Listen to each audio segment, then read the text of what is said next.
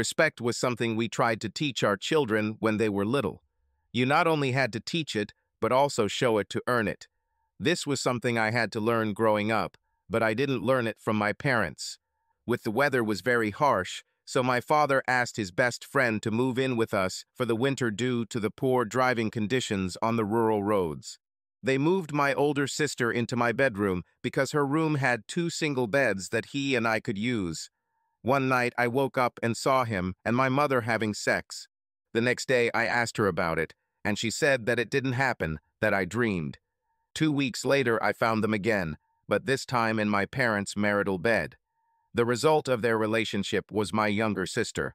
My mother, to protect herself, made me the family liar. My father raised my half-sister as his own, but began drinking whiskey to numb the pain. I learned quickly and clearly that for most people the truth doesn't matter. She made a difference to me, and to this day I hate liars. I did not approve of them or defend them. To many who knew me, this sometimes made me look like a complete jerk. My only son learned the hard lesson that not talking to me was the worst thing he could have done in his life. Communication with his mother turned small problems into big ones. If she told me first, they became extreme. His mother knew what buttons to push, and it was a tough 2 years for him, but then he opened up to me. He learned that responsibility was a price he had to pay. He was turning 16 this year and wanted his first car. He was the eldest of the 3. My youngest daughter brought home a bad winter cold, which she lovingly passed on to me, so I woke up fighting a coughing fit, flipping through TV channels in search of something worthwhile, when I discovered a new version of the cameras used by police officers. Using my cell phone, I sent a message to my friend asking if there were any models that could automatically forward the current video when it was full to a pre-programmed email address. 2 days later, he called and told me about a product that did just that, but it wasn't cheap and only worked as intended when a free Wi-Fi network was available. It cost me over $2,000 for 3 cameras. I told him to deliver them to my office at work along with the new laptop I ordered for personal use. My job at an advertising firm was to oversee all commercial shoots, which meant I was often on remote locations for days at a time. The main shareholders of the company were twin brothers, one gay, the other straight. Their names were Robert and Stephen Walker. Stephen was known as a ladies' man and never married. We seemed to get along great. I worked with them for many years and was now making 6 figures, so my life was going great. While I was away, if my wife needed a companion, Robert, who loved men, was the one to accompany her. This gave him the opportunity to improve his public image. David Peters delivered them to me on Friday afternoon at my office, adding a few additional items for my consideration.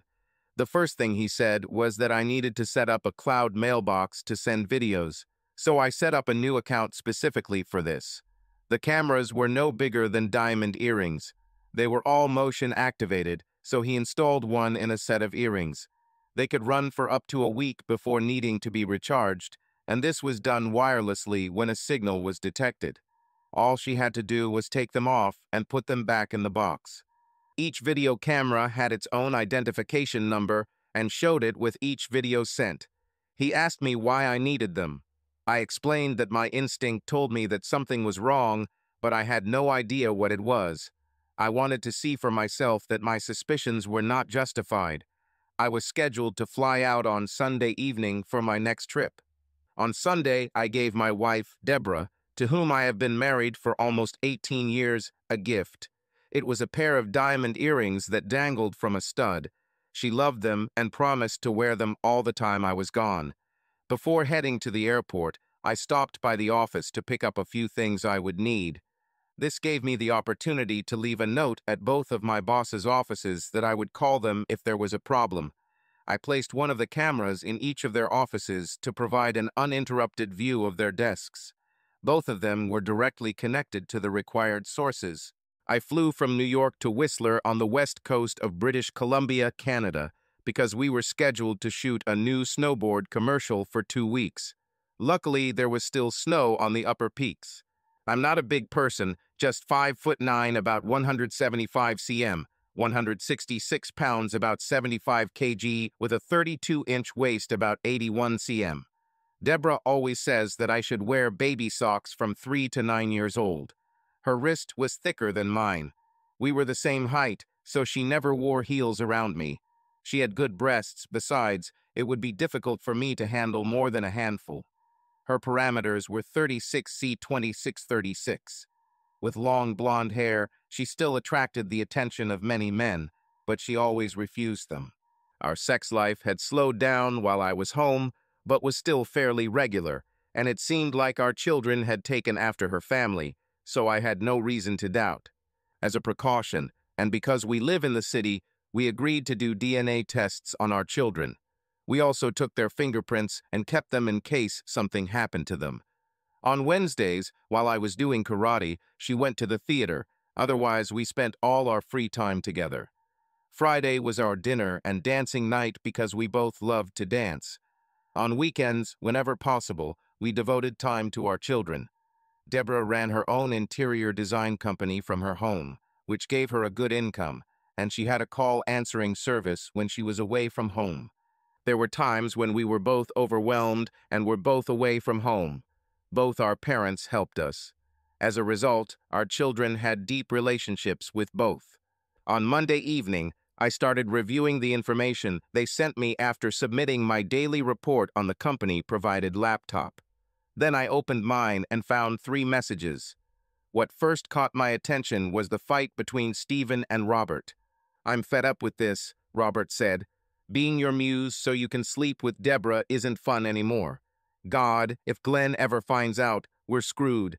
He does the work of 3 people, and without his abilities, we will lose millions. Do you know how many customers we will lose if it goes to our competitors? You have to stop right now." "I can't," said Steven. "I love her, and according to Debra, their 3 children are mine." "Jesus, damn it. You're an idiot," said Robert. "I'm going to contact our corporate lawyer to see what we can do to protect the firm. If the truth comes out, we're all lost. Glenn will destroy us all, and he will have every right to do so." I ran to the bathroom to throw up. I called my older cousin Gordon, a highly paid divorce lawyer, after getting him out of bed. Let's just say he wasn't happy when I told him what I found out. He told me to send him all the video clips I received, and he would start working on the case. The first thing he wanted to arrange was to obtain a DNA sample from Stephen Walker. The video recordings themselves cannot be used, but transcripts of conversations can be used.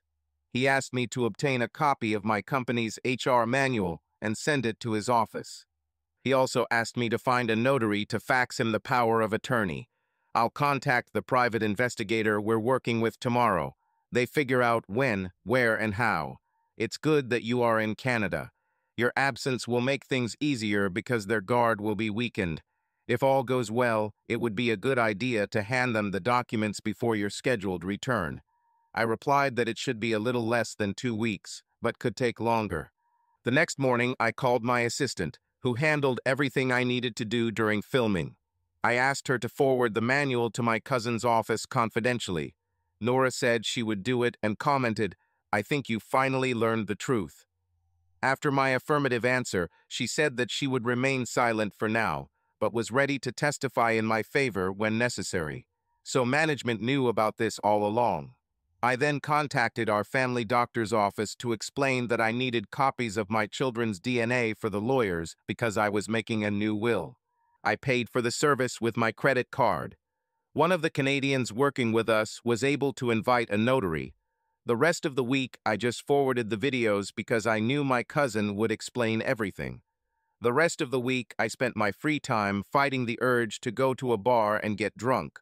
Now I understood my father's pain. On Friday, after setting up everything for the weekend, I took a helicopter to Vancouver and then flew all night back to New York. After renting a car, I parked on the street from the house. I was surprised to see my wife's parents taking our 3 children. Half an hour later, Debra came out, immaculately dressed in high heels and a new dress that hugged her body like a silhouette. It emphasized her sensuality. As soon as she left, I turned off the alarm and went into my office to take out what I called 16 years' worth of journals. They recorded the dates of each trip, what happened, and where I was. These magazines have saved me legally more than once. An hour later, I was at Gordon's, sitting in his kitchen discussing what he had learned. A DNA sample was obtained from Steven, and we were awaiting the results of the comparison. They also discovered a penthouse that the two had owned for 22 years. Neighbors believed they were common-law spouses and had evidence that they were both there so often that neighbors thought they worked on weekends and nights. They had a cleaning company clean them twice a week. They had sworn statements that they were common-law spouses even before we met. Her company's only client was an LLC that bought and sold inexpensive apartments, then renovated them and sold them as furnished units to new buyers at inflated prices. This company was wholly owned by Stephen Walker. Corporate tax filings showed that Debra earned more than $500,000 a year after deductions, but took home less than $80,000. My children may not be mine, but are they Stephen's children? This remained to be seen. Since Debra deceived me, could she have done the same with Steven? Gordon said my mother was taking the kids the following weekend because I wasn't expected home until Monday at the earliest. We agreed that we would have to destroy this bitch, her lover and company. Once she is in her primary residence, their penthouse, I will remove whatever I see fit from the house. I told him I would be back on Friday evening. He will block all joint cards and empty half of our accounts before they are frozen by court order on the day I return. I returned to Canada to finish filming, working twice as hard. Robert Walker met me at the airport when I got off the plane, the following Saturday morning. He was surprised that I finished filming early and was confused because he didn't understand why our meeting couldn't wait until Monday. I carried the company laptop with me. Over a cup of coffee, we talked about the trip and what the editing department needed to do. While we were sitting, a man came up to him and asked if he was Robert Walker. Robert confirmed his identity, and the man said he was being notified of service. Before he could say anything, I handed him my laptop, company keys, credit cards, and pulled my resignation letter out of my jacket. I then explained that his brother and my wife were also receiving notifications. His face turned pale, and he asked how bad it was. I replied that I was going to any lengths. I have DNA confirming that Steven is the biological father of all of Debra's children and mine. Lovers are getting notifications in their penthouse right now. Remind them that they are legally prohibited from coming within 500 feet of my mother, children, and me. I thought Robert was about to pass out. I got up and started to leave. Robert attacked me in rage. Before the airport security approached us, I hit him. Without significant medical expenses, he will no longer be a beautiful boy. My mother and my children greeted me when I arrived and opened the garage. It was difficult to tell my two daughters, along with their brother, that I was not their biological father. My mom lost her cool when I told them that their mother was now with the man who gave birth to them in their love nest. I told them that their relationship predates our marriage. Now you will live with me until the court decides after your interview.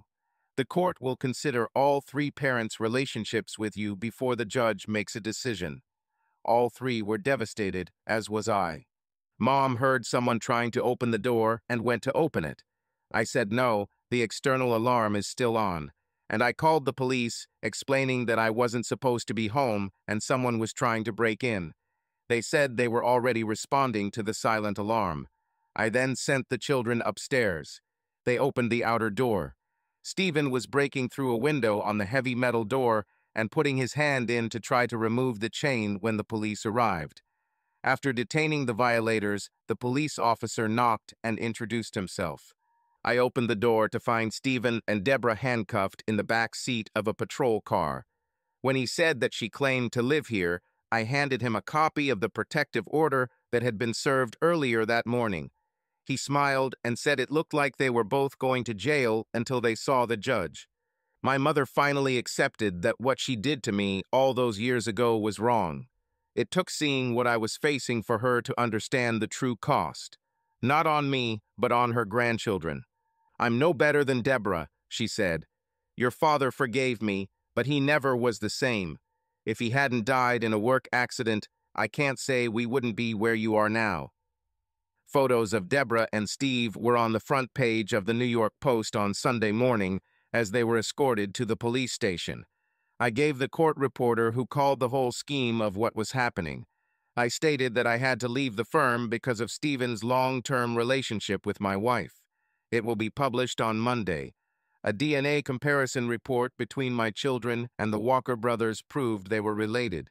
She liked the fact that the president of Walker's advertising violated his established moral principles by interfering with my marriage. The board of directors will decide this issue. Carl and Carla Matthews, my children, and I had a late Sunday dinner at a local restaurant, and then they followed us back to our home. Their grandmother put my daughters to bed so my father-in-law and I could talk in my home office. "Dad," I said, "Debra and Steve's relationship started before I even met Debra. I found out about their relationship when I was in Canada." Then I showed him a video clip of Robert and Steve talking. He shook his head in amazement. It became obvious to me that he had no idea. Then I showed him the documents for the purchase of the penthouse, which was completed 2 years before the date of our marriage. The apartment was still registered in her maiden name. "Crap," Carl shouted. "The day you got married, you were already a cuckold." When I saw this clip, I hired a lawyer and a private investigator. Both said it was easy to get the facts about them because they believed they had defended themselves so well that the truth was impossible to find. I said softly, "I will not let what happens in my life affect your relationship with your children." I gave him my copies of court documents and background materials. While he was reading them, I walked over and poured us both a large glass of Irish whiskey on the rocks. What hurt him most was reading the conversation when Debra openly admitted to a mutual friend how her parents, brother and sister, and I had been so easily deceived. Steven and she jointly decided that I would be the one to raise his children. From the moment Glenn first met me, I knew he would do anything for me. He was so in love with me that he would believe anything. His love made him so blind that he could not see what was right in front of his eyes. It didn't hurt that Steven, seeing Glenn's natural ability to see the smallest details, made him the go-to guy to supervise the shoot. Steve said the cost of reshoots dropped by 80% when Glenn took over. As a result, the company's reputation and profits increased dramatically. Because Glenn thought our family life was good, he never thought anything was wrong, and he's a great father. Terry, my junior in high school, I'll file for divorce and take him to the dry cleaners. An escort service hired by Steven's company will be used to frame him," she said with a laugh. I returned and saw my father-in-law crying. "How did you get all this?" Carl asked seriously. I opened my laptop in front of him, logged into my email account, and opened the latest version from Debra's camera. I opened the video file and allowed it to play. "Steve, this is a fucking mess. I don't know how Glenn found out about it," said Debra. "He claims that you are the father of the children, but he hasn't given us proof of this, so this is still nonsense from his lawyer who is trying to build a case. What we're dealing with is just smoke and mirrors." "True," Steve replied, "but Glenn did resign and serve Robert on Saturday. Will he serve at the corporate event tomorrow? If he does that, then it will be a shame. We were lucky that the judge let us off with a warning. Right now, I need to figure out what to say to the board of directors. I need to move my office, clothes, and personal belongings out of the house, so tomorrow I will be looking for a divorce lawyer. I also need to decide what I will tell my parents. I'm saying I need to make it look like it's Glenn who's cheating, not me, and that you're just a friend helping me." "Do you think they'll buy it?" Steve asked. "At the end of the day, we both know your children are mine. They have no reason to doubt me because they have never accused me of anything, so their faith and trust in me is guaranteed," she answered. "If I have any doubts, I will start crying. My tears always cause them because I was always a daddy's girl." "What about our 3 children? Do you want them to take my last name after we get married?" asked Steven. When I heard this, I turned off the video because I was almost crying. Debra's diamond earrings have a built-in camera that charges wirelessly and transmits via Wi-Fi whenever it's full. As long as they are charged and have a signal, information will be transmitted as long as she wears them, I said. Carla slipped in and joined us. I offered her a glass of wine, and when she said yes, I left them alone to discuss the situation. I returned just in time to see Carl replay for her the conversation we had heard. Carla's face said it all. Mom said with tears in her eyes, "So what is written in the divorce document is true. She cheated, but for how long?" "Longer than their marriage," Dad said. "Our grandchildren were created by our daughter and Steven. I've seen copies of the DNA report. My daughter Debra is dead in my eyes. She has turned her back on everything our family has ever stood for. I can't forget it because of the length of time and the amount of lies she spun. We both see that she has no regrets, even if she was discovered. Makes me wonder how many times we have taken the children away so she could sleep freely with her lover. But they are our grandchildren." Carla was crying. "I don't want to lose them." "Mom, if I get custody of them, you will always have unlimited access to them." I told my dad that before we even started talking. I said to calm her worries. "But I suggest you both sue for a court order for unrestricted access to your grandchildren, regardless of who wins custody. You'll have to file a lawsuit against all three of us, but I think it's the wisest thing you can do. So you can tell Debra that until everything is done, you refuse to take sides. Don't let your emotions cause you to close doors that you can't open later." Carl looked at me and nodded in agreement. "Darling, our brother-in-law Glenn will always be family to me. I think his wisdom on this matter is right. He was hurting just as much as we were, but he still put our needs first." Said Carl, "As far as we know, she and her lover don't seem to be worried about their children at all. Our daughter has lied to us her entire adult life. Where did we go wrong? I have to ask, when Debra told us she loved Glenn, was she telling the truth?" Mom said. "Monday was a busy day for me. I drove my 3 children to school and then spent time in the office explaining the situation. If my wife had tried to contact the children at school, the police would have found out. My soon-to-be ex found herself a high-priced feminist divorce lawyer, and my former employer's firm received service. My father-in-law filed a lawsuit against both Debra and me on Wednesday. He said his daughter was beside herself and demanded that he withdraw the lawsuit. He told her that he and her mother didn't know what to believe, but felt their relationship with their grandchildren needed to be protected. He asked her why she was forbidden to go near children. She refused to answer. He then told her that I suggested they file a lawsuit after our family dinner on Sunday night. "Now we know why you weren't invited. He made us promise that we would sue all of you because he didn't want our relationship with our grandchildren to depend on the behavior of their parents. He himself gave us the address of your penthouse. This is how we learned where to notify you. According to city records, you're a co-owner with Glenn's boss, which gives his words a lot of credibility." Debra got mad and he hung up. This conversation showed him a lot because human nature, when faced with the truth, tends to run away. Luckily, Friday was the last day of school before spring break. So my in-laws, my 3 kids, my mom, and I went to Disney World for a week, flying out on Saturday and returning a week later. This trip was planned weeks in advance, but I was unable to get a refund on Debra's ticket. Gordon convinced Debra to sign a waiver for her share of the house, instead of having her corporation bear some of the household expenses while we were married, leading her to believe that it would not be considered a marital asset in the divorce. She didn't realize that her corporation would still be included because she operated it from her home and her business address was our place of residence. Walker's advertising management accepted the terms of my dismissal. Thus, until my sick and vacation days were exhausted, I remained an employee of the company. This gave me until the end of June to decide what I wanted to do next. When I returned, my former assistant Nora informed me that the board of directors was giving me time to cool off before trying to work with me. They realized how valuable I was to the firm and began to hear murmurs from clients wondering if I would return. Although the Walker brothers owned significant shares, the corporate structure allowed them both to be removed for cause. They could also be forced by the board of directors to sell all their shares, so the brothers hired an outside firm to evaluate their options and manage the damage.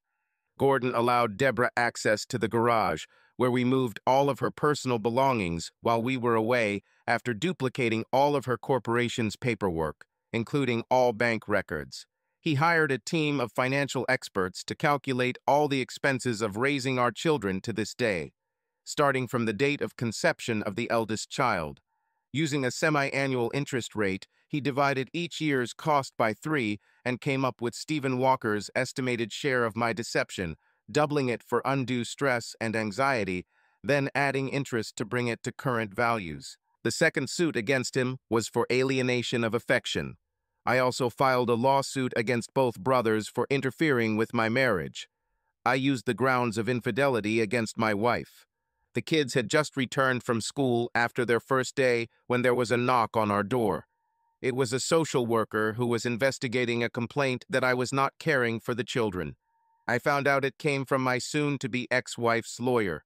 My son Carl led her into the kitchen, where she found me and my daughters working together to prepare dinner. She could smell the roast cooking in the oven.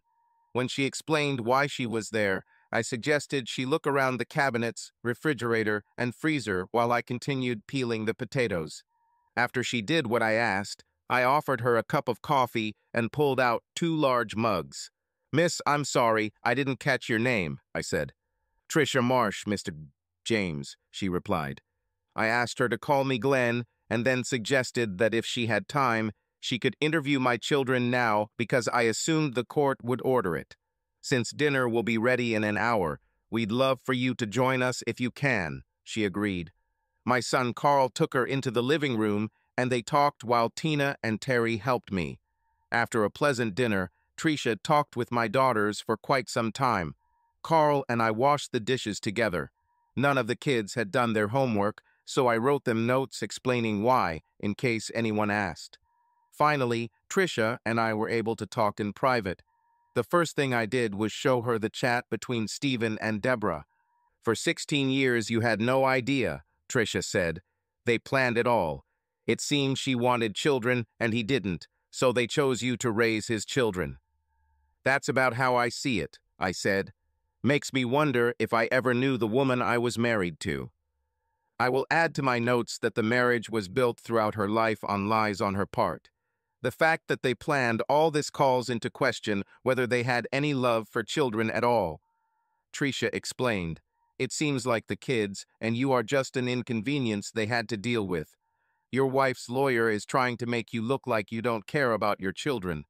Everything I've seen and heard over the past few hours contradicts this. I was surprised to hear that you told the children that Steven was their biological father. It's good to see that all 3 of you have made it clear that they want to stay with you. Are you listed as the father on their birth certificates?" "Yes," I replied. "Will this be important?" "Very important. This proves that you didn't know and acted as if the children were yours all along. This will carry a lot of weight in the eyes of the court when making a custody decision." Trisha said, "I'll give you my email address so you can send me this clip because this is what the judge needs to see. Seeing situations like yours strengthens my conviction to never get married." "I can't change the past," I said with a smile. "Besides, I love my children, no matter who created them. They may not have my genes, but everything else about them is me." "I like the way you look at it," Trisha said. "I'll have to investigate your soon-to-be ex's place of residence and interview them both, but right now the odds are in your favor. The judge will take this into account in his report." I wrote, "Glenn Allen James was chosen by Debra because he was good enough to be the father of her children while they were growing up, but not good enough for her to allow him to be their biological father. Mr. James received legal proof that Mrs. James was in a common law relationship with Mr. Stephen Walker before and during their actual marriage." We chatted for a few more hours, maintaining light conversation and exchanging cell phone numbers to keep in touch. She was surprised that Debra had not attempted to contact the children since the notification on Sunday. She recorded this in her notes. I later learned that she called her detective friend to find out if a crime had been committed. He said there was, but he thinks the district attorney should be consulted first to see if they want to prosecute the case. I'm lucky there was an election next year and the DA will be running. I didn't realize then what a huge storm was gathering around my situation. I woke up Tuesday morning and got busy getting the kids ready for school. I was surprised that Trisha asked me to send the videotape I showed her to the assistant district attorney. I did even better. I emailed him all the clips and promised to send him any new ones if they appeared. 3 hours later, they called me back. I was surprised when he explained that the court had already issued a warrant for wiretaps, etc., so that whatever I provided could be used legally in a criminal court without my name being revealed. It was a critical moment that all the clips came from an email address. This made it appear as if it was coming from a third party. He was going to build a case to charge them both with extortion, one charge for each year they had been running their scam on my children and me. I said I hoped the charges would be filed before I had to go to divorce court. When the kids got back, we ordered pizza and had an early dinner because I wanted to catch the local evening news. The local CBS affiliate captured the whole thing. Debra and Steven were detained for questioning as they left the restaurant after dinner. For the next hour, I answered calls and explained that I didn't know what was going on. The rest of the week passed quietly, or at least that's what I thought. Later, I found out that I was wrong. On Wednesday, I was seen entering the office building of my former employer's competitors. Nobody knew that I was meeting a friend for lunch. The gossip pages of the next day's morning paper mentioned that I was in talks with senior management to accept the position. I called the author of the article and said that if she went back to the old notes, she might mistakenly name the twin with whom my wife was at the theater. Notice the words, date night. She asked me how my meeting went. I replied that my lawyer advised me not to comment at this time. Then things got interesting. I dropped the kids off at school and had just gotten home Friday morning when Debra got out of her car as I walked from the side of the street. She was wearing a t-shirt and blue jeans. Her face looked sad and exhausted. She was without makeup, and it was amazing. She never left the house without makeup. Seeing her in this state reminded me that I should check my new computer to see what the cameras had sent. I walked to the side of the road. "Glenn," Debra said, "my parents don't even want to talk to me. They told me not to contact them until I solved the mess I created. My brothers and sisters told me the same thing. I want to see the children." "For what?" I asked. "As far as I know, you haven't even called them." "I called them that Sunday. They all told me they didn't want to talk to me and hung up. I think they might have cooled down now," Debra said. "I have a lot of explaining to do." "I will talk to my lawyer about setting up supervised meetings." "Nothing more," I said coldly. "I will also inform him that you violated the restraining order." "Thank you," she replied. "Debra, you and I will need to sit down and talk about all this. There's nothing to discuss. We can prove that the only reason you got married was because Steven didn't want to take on the responsibility of being a man and raising his children. That's why you needed a fool to take this place. That's why you and him chose me," I said sternly. "Our whole marriage was a lie. It had to be this way. No person would do what you did out of love. How long did you two laugh at me? I guess congratulations are in order since I heard that Steven and you are going to get married as soon as we get divorced." Throughout my tirade, her face did not change. Her response to my comments spoke volumes. "We are not together. Steven had to find a new place to live. We were both notified of a restraining order against each other while being interviewed by detectives until the investigation was completed. Now he has to stay in a hotel," Debra said. "My lawyer screwed up by filing a complaint against you with Child Protective Services. They interviewed us. The condominium management company is demanding that we sell the unit." "The kids and I were interviewed on Monday," I explained. "The interviewer had private conversations with each of us, so I don't know what they told her. Children are at an age when the court will allow them to choose who to live with. They'll be with your parents this weekend." Without saying goodbye, I turned around and entered the house. Taking the laptop, I went to the kitchen. After brewing new coffee, I opened it. I've learned a lot since Monday. The HR representative used Roger's office to conduct one-on-one interviews with management from the top to the bottom. It was sad to find out how many people laughed at me behind my back. Many were fired with the wording, "for the cause."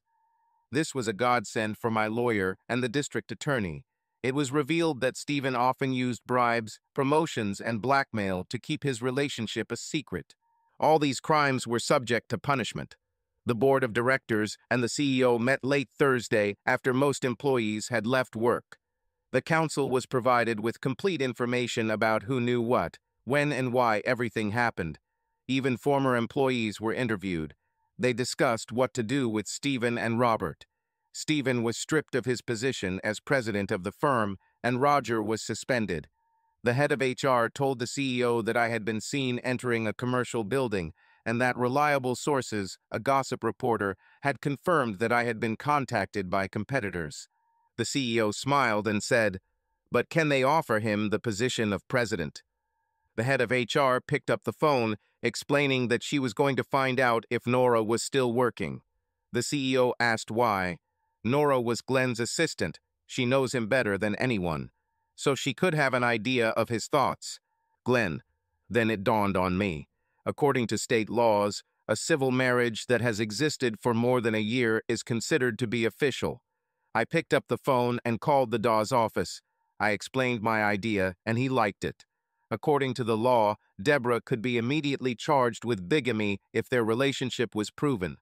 I gave them Gordon's office number and told them to ask him for copies of all our documents. 2 hours later, Gordon called me. "Damn it, Glenn, I didn't notice it, but I should have. This is genius. Your divorce is a grand slam and Debra will be blamed within hours. George Davidson, who is leading the Dawes investigation of the two, said you brought the question up. I withdraw your suit for divorce.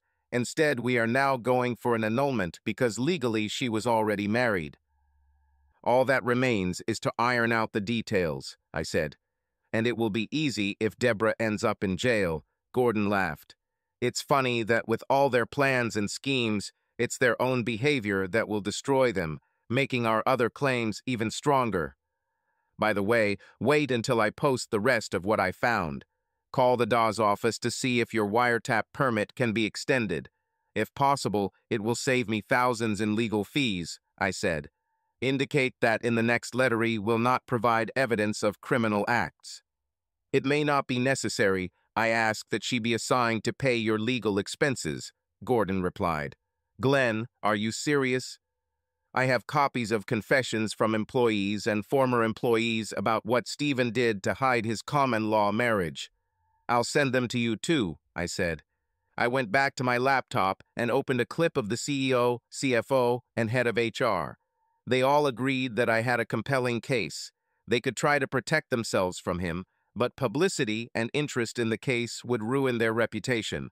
They agreed to try to settle it as cheaply as possible. Within 5 minutes, the Dawes office and my lawyer received all the video clips I received via email. Nora called me. "Hello, stranger. Long time no see. How are you?" she said. "Glenn, this is a complete mess. There is not a single department that is not affected. The HR department conducts individual interviews with everyone. They had a notary come to witness and confirm. We've lost some good people. Some were fired, others left on their own," Nora said. Steven and Robert were called. After meeting with the CEO, security allowed Steven to collect his items from his desk before escorting him out. Robert was told he was being suspended from all duties until his future was decided. "Is your job safe?" I asked. "In my resignation letter, I said that you were the most qualified to fill my position." They told me that, "Right now I am acting as interim. A final decision will not be made until the council finds a new president." The only thing they told me was that the person they were interested in had a situation that needed to be resolved. My gut tells me it's you. After all, Steven and Robert never did anything without consulting you first. Well, they learned it the hard way and at great cost that half the time they heard but didn't listen. I simplified processes by focusing on the important things, ignoring the frills that our clients often thought were important. When they saw the final product, They were happy with the results, I said. My phone hasn't stopped ringing since I left, but I'm not agreeing to anything yet. Thank you, Glenn. You told me what I wanted to know without saying anything. Are you still open to coming back? Said Nora. Depends, I laughed. Can you email me the gossip reporter's address if you have one?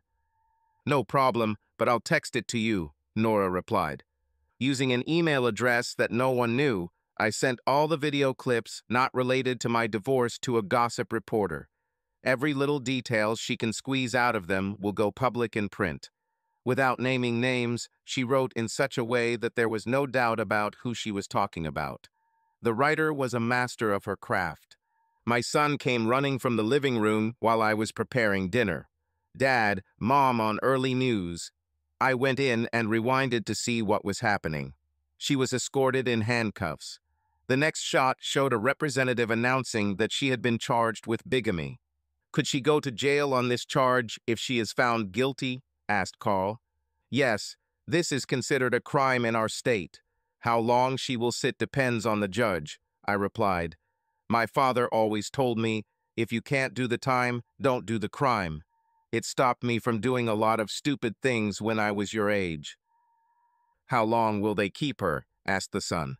Until she gets in front of a judge and can post bail, I replied. Depending on the department, she may already be free. Carl and Carla took the children. On Saturday, the boys will go to a monster truck show. The girls would be playing 2 soccer games, and I needed to get out of the house. I can't believe it, said Carl. Debra has been arrested for bigamy. She could get up to 10 years, depending on the judge. I know, Dad, and this is not the end, I answered. It appears her lover used bribes, threats, and blackmail to keep their relationship a secret. The DA obtained video evidence from some of Steven's victims. I felt sorry for Carl because his daughter must have torn his heart out. Suddenly, I was left alone. I shouldn't have because I was mentally and emotionally depressed. I wonder if this is called bottoming. I sat on the stairs and cried, and my body wouldn't let me stop. Some say depression is a form of healing or adjustment. If this is healing, then what is hell? The human body and its emotions are a fragile thing. No matter what we plan as humans, we cannot control when and how it will find its own release. 3 hours later, I was sitting in a local park, throwing unsalted nuts to squirrels, not knowing what to do. Most people don't realize how lonely divorce can be. Those whom you considered friends distance themselves for their own protection, others because they do not know what to believe. Then there is any difference between being single and all your friends being married. Being single meant that you no longer fit in many situations. I was lost in my thoughts, completely unprepared for what was happening around me. I did not see or hear the person who sat down at the other end of the bench. I saw you sitting here and watched you for a while. It became obvious that squirrels seem to be your best friends. I was wondering if you realized this and how you were coping, Glenn. Looks like I found out. Trisha Marsh said, Blue melancholy is terrible, isn't it? You need to find your own way to shake it out. Easier said than done. I'm learning that divorce is something you have to go through alone. Most of your friends avoid you like it's contagious, I replied. Come on, let me buy you some coffee, Trisha said. No talk about business, okay? I agreed.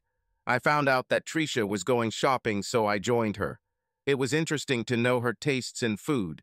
She bought mostly frozen prepared foods for herself because, having no one to cook for, she lost interest.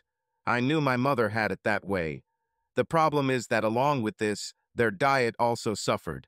I was carrying a basket of groceries, and she saw me select a few items. When we reached the deli counter, I asked the clerk for 12 fresh wontons and a 1/4 pound of barbecue duck. I hope you like wonton soup, I said, because that's what I'm making for dinner, if you agree. It works for me since we're only 2 blocks from my apartment, Trisha said. After we washed the vegetables, she watched me cut them into equal portions. I told her I was using chicken broth because the wontons I chose contained more pork than beef.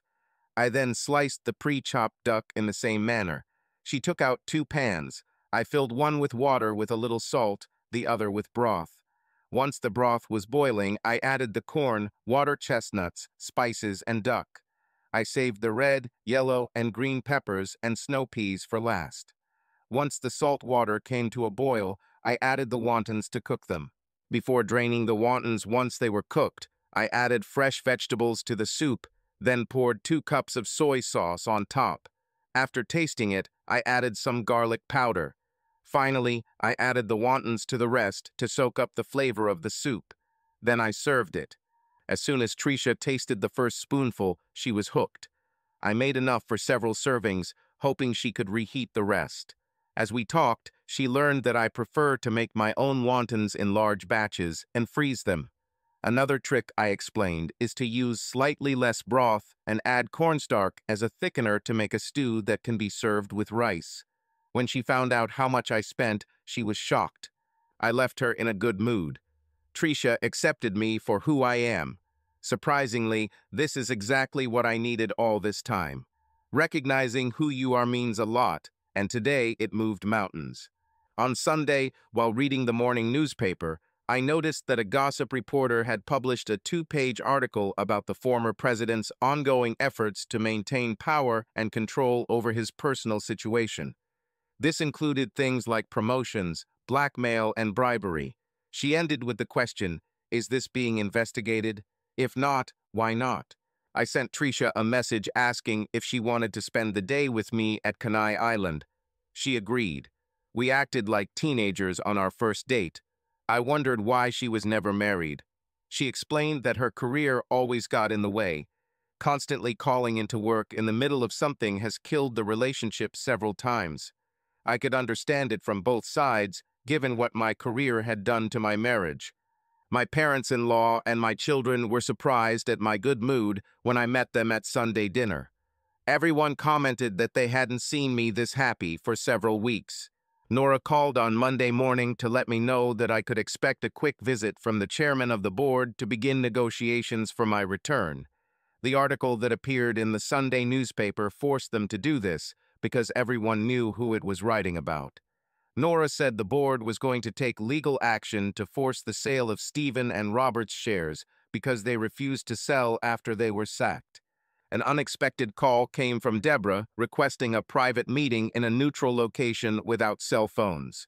I asked her to give me 10 minutes to think and call me back. I called Gordon, who said that sometimes the best place to have a private conversation is in the middle of a crowd where people can move freely. As a result, I met Debra at the Nathan's hot dog stand in the park at 1 p.m. We found a bench. We took out our phones and turned them off, leaving them in plain sight. "What do you want, Debra?" I asked coldly. "I need to know if you know who is doing this to Steven and me," Debra said bluntly. "The gossip journalist is pushing the police, almost leading them. The corporation that Steven founded kicked him out. Robert thinks he's being kicked out too, and now you filed for an annulment." Well, Steven's problems, I think, come from the board of directors. I was told that this is where information comes to the police. This led them to discover facts and witnesses to events, I said. I can't discuss anything related to our case because my lawyer doesn't want me to. "So why did you agree to meet me then?" asked Debra. "You know that we have dug a huge hole for ourselves. I am told that Miss Marsh gave her report to the court late last week. We have been informed that all the children want to stay with you. I have to agree with what Steven and I are facing now. Another lawyer says I could face serious time if the judge decides that I was legally married to Steven. For him, it all comes down to interpretation as to whether this is a marriage because we don't have a marriage certificate." "I will need to tell the children that I saw you today," I replied. "They will ask my opinion about what you look like." "How are they coping emotionally?" Debra asked with real concern. "They have their moments. It can be hard because I can't explain or answer their questions," I said. "What questions?" Debra asked, hoping for an opportunity to come back into their lives. "What did they do to deserve such punishment?" I answered. "Even I sometimes wondered about this. You should write a book about being married to 2 men for almost 20 years and make it as sexy as possible. With so much interest, it will be a bestseller." Having said this, I got up and left. Debra was Debra, always thinking of herself first. She was like an old dog, too accustomed to her habits to ever change. Even worse, I couldn't feel sorry for her because I realized that all my remaining feelings for her had died. I returned home and checked my email and, to my surprise, found a video of our conversation. Debra's voice and my conversation were clear and precise. I forwarded it to the gossip reporter with a big smile on my face. On Tuesday, a gossip column reported in large print that Debra James, accused of bigamy, was planning to write a tell-all book about her 18 years living with two husbands. This news made Carl and Carla Matthews even more angry because their daughter seemed proud of what she had done. Gordon called me on Wednesday evening with good news. It was a successful day in divorce court. The divorce judge agreed that under state law, she was already married to Steven at the time of our marriage. Since our marriage was not legal, an annulment was granted. This gave him some flexibility in asset allocation.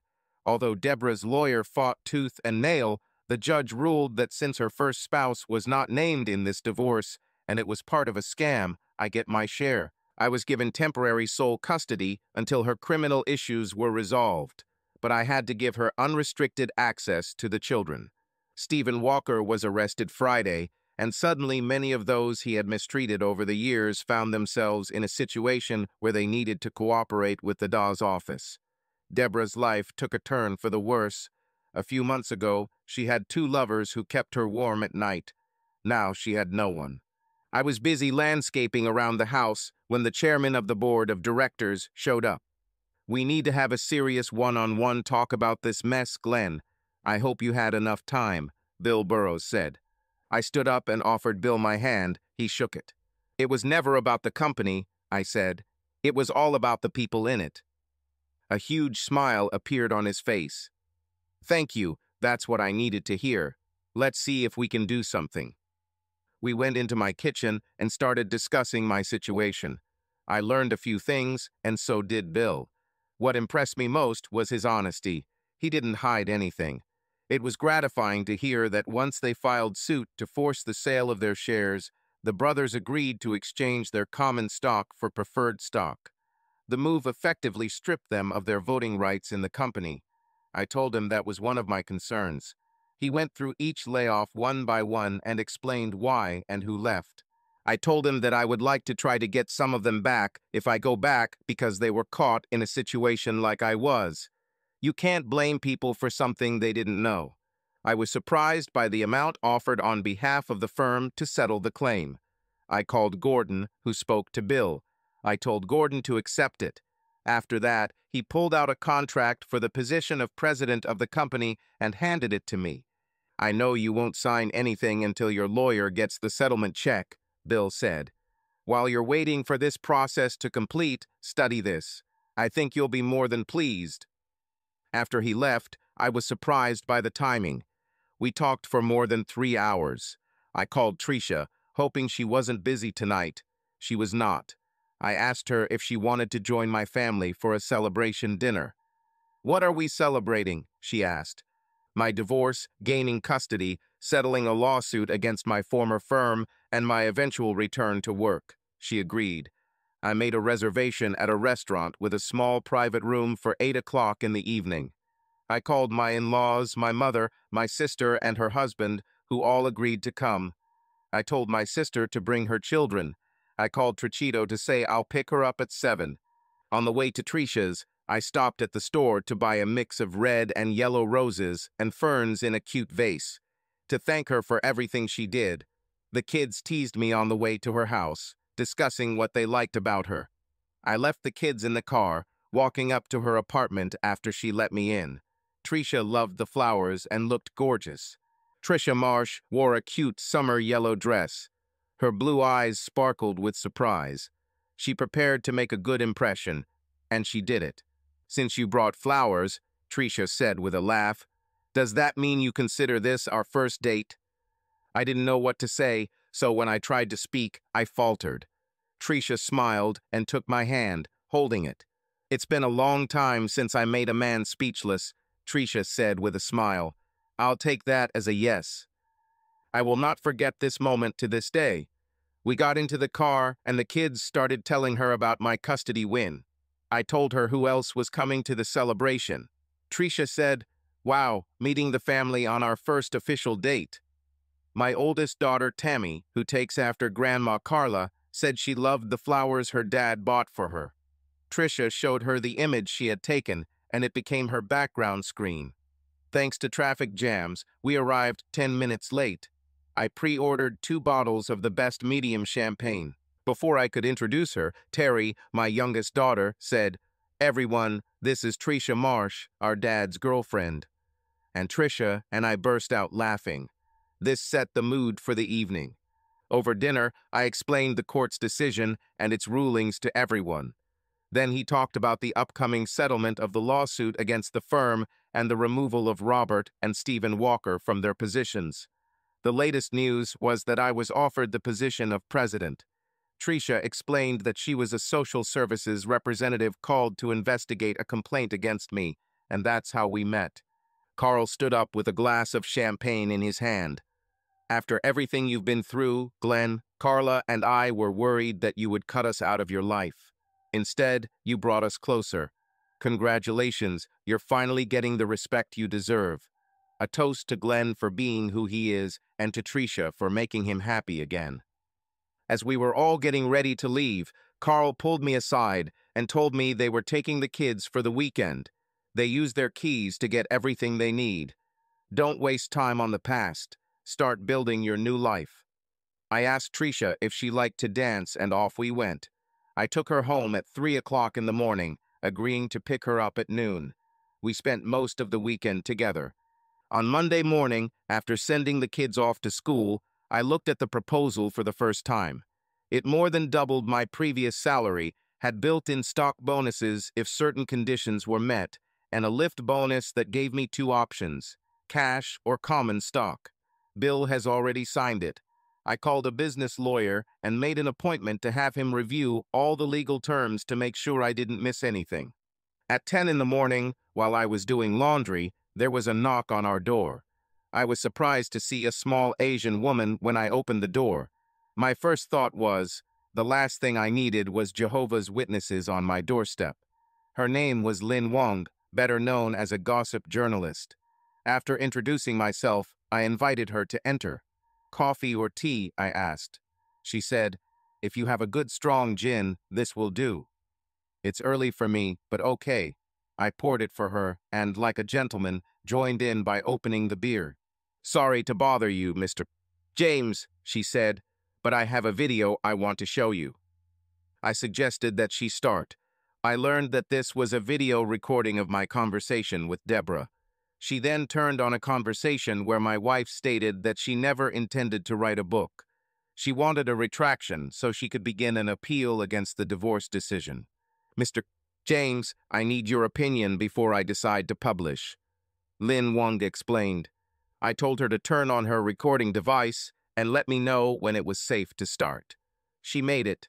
"Mrs. Pai Wong, first of all, you can use my name. What you showed me was only part of our conversation that day. We also discussed other things such as our children and divorce. Over 18 years of marriage to her, I learned that everything she told me was a lie, so I can't say she's telling the truth now." I explained. "Since everything she told me was a lie, I have to wonder if she lied to you too. I can't say I didn't lie, and that makes the situation even sadder. Since I was not worthy of her honesty, for me she is not worth lying about. I hope this clears things up for you." She replied, "Yes, that clears it up," and turned off the device. "I think I'll use my column to make a poll.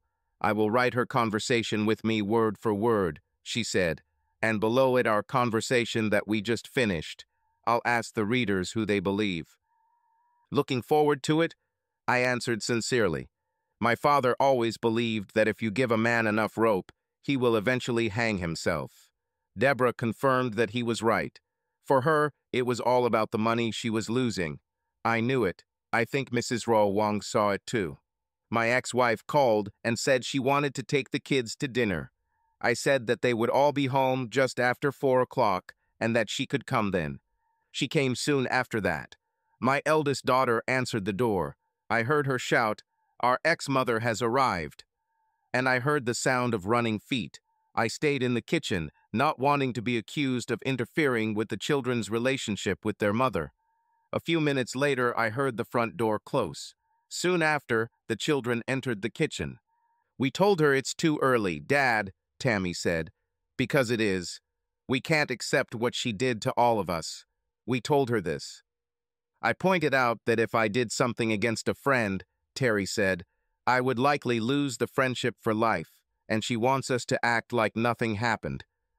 "I just told her to go to hell," Carl said. "She asked who gave me the right to say that. I said to my grandfather." To change the subject, I suggested going to McDonald's for dinner. Everyone agreed. After the kids finished their homework, I called Trish and explained what happened. She said I shouldn't have been surprised. "Even though you hid it well, they saw how much you were hurting." It looked like Steven's legal troubles were catching up with him. He told his legal team to settle the case as cheaply as possible. Robert sued me for damage to his face. On Friday, after my lawyer made some changes, I signed the contract and called Bill. We agreed to announce this next Friday. I reported this to the gossip reporter. My mother decided to take the children for the weekend. Trisha was busy with something else. I devoted my free time to finding some of the people who had left.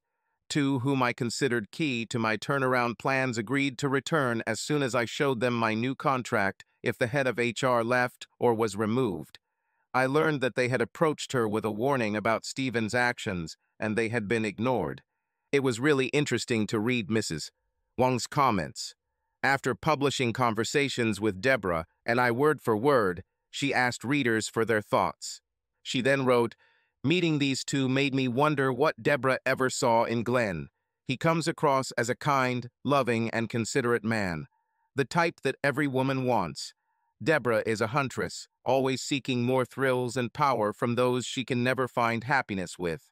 She will be whoever you want her to be because she doesn't know herself and isn't comfortable in her skin. She wears a mask with everyone she meets, and it's not makeup on her face. Deborah James used Stephen Walker the same way he used her. For them, that's what made their relationship work." Reading this, I thought she hit the nail on the head. On Monday, I contacted the agency looking for a housekeeper for Monday-Friday. With my new salary level, I could afford it. I called the chairman of the board of directors, telling him about my discovery. Upon learning that they were telling the truth, she was fired. While talking to Trisha that night, I asked her if she knew anyone who was burning out at their job. She asked why. I explained that I was looking for a head of HR since the current one had been fired. She said she knew two who would be perfect in this area. I told her to ask them both to contact me. On Friday morning, the last Friday of May, the chairman of the board of directors introduced me as the new president in front of the media. I told the press that our company had experienced a personnel crisis and was emerging with a new team. I introduced the two new vice presidents, explaining that both had left because of the behavior of previous management. I said that this kind of honesty from all our employees is what we want from now on. I introduced the new head of HR, emphasizing that we were the first to hire a former social worker for this position because we wanted to develop moral and mental standards much higher than before. I asked Nora Richards, my former assistant, to stand. We are pleased to announce that Nora Richards has been appointed to the newly created position of vice president, overseeing all aspects of production for our commercial team, I said. Nora received thunderous applause. Thus, the message was sent that dedication and hard work mean something. Debra fought the bigamy charge and lost, serving a sentence of 2 years minus 1 day. Steven settled all claims and is serving 10 years. Robert is appealing his defeat for the 3rd time. Trisha Marsh and I are dating, and the kids are pushing us to set a wedding date. Subscribe to our channel so that your love doesn't cheat on you, and go ahead and listen to the next story, because this story is nothing compared to the next one. If you're under 18, don't even think click to the next one.